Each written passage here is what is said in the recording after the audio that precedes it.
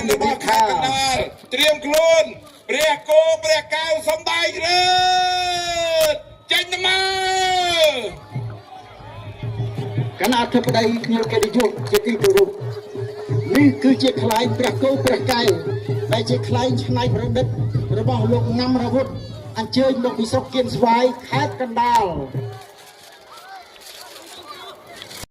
អញ្ជើញមកពីអង្គរជុំខេត្តសៀមរាបត្រៀមរួចនៅលោកគ្រូ1 2 3ចេញមក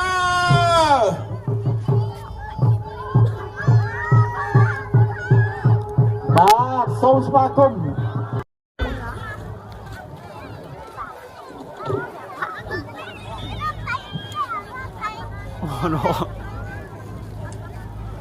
អ្នកណាខ្លះ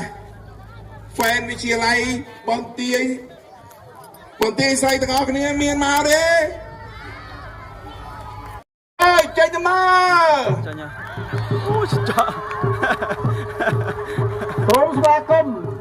ខ្លែងដែលមានឈ្មោះថាជីងចក់បន្ទាយស្រីមកពីបន្ទាយស្រីខេត្តសៀមរាបនៅខ្លែងជីងចក់ជីងចក់បានសូមរងចាំបន្តិចដើម្បីឲ្យខ្លែងទាំងពីរនេះក្នុងកិលផុតវេទិការបស់គណៈធិបតីបន្តិចសិនបាទដើម្បីឲ្យខ្លែងបន្តទៀតបាទជាបន្តទៅនេះគឺ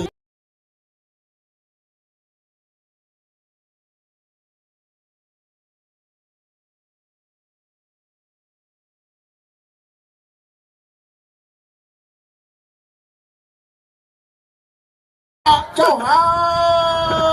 យចាអើយជីកក់ធ្វើកនេះណក់ចង់ស៊ីនំអី2 3ឡើងទៅវិញជីកក់ចង់ស៊ីនំកោជីកក់ស៊ូជីកក់ស៊ូបាទសូម20ទោសផងជីងចក់បន្ទាយស្រីអើយ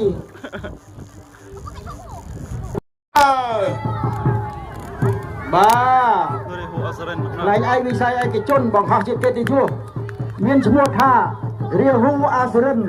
របស់លោករ៉ាពេជ្រវាសនា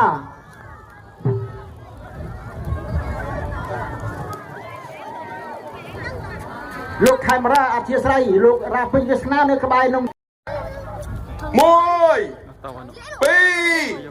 3ចេញទៅមក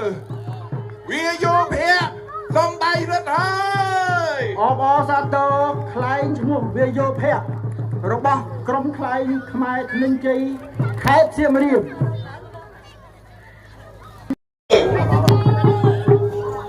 អូស្អាតណាស់បាទផ្ទះដៃអបអរជូនលោកគឹមសេងទាំងអស់គ្នាសូមអបអរសាទរលោកខេមរាសំទោសវិទ្យាឋានអប់រំសិង្ហបុរីបានមកដល់ហើយបាទលោកគ្រូសូមអញ្ជើញជុំទី3បន្តទៀតណាលោកគ្រូបាទ